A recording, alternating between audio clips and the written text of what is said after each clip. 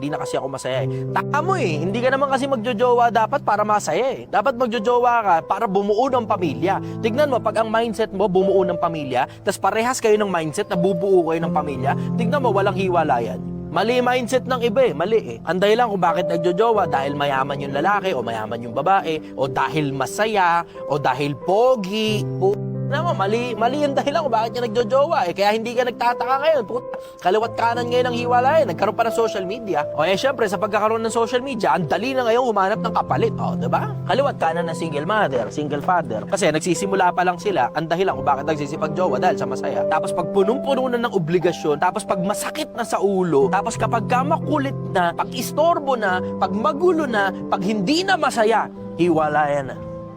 Iyon yung isang bagay na sigurado ko rin sa'yo.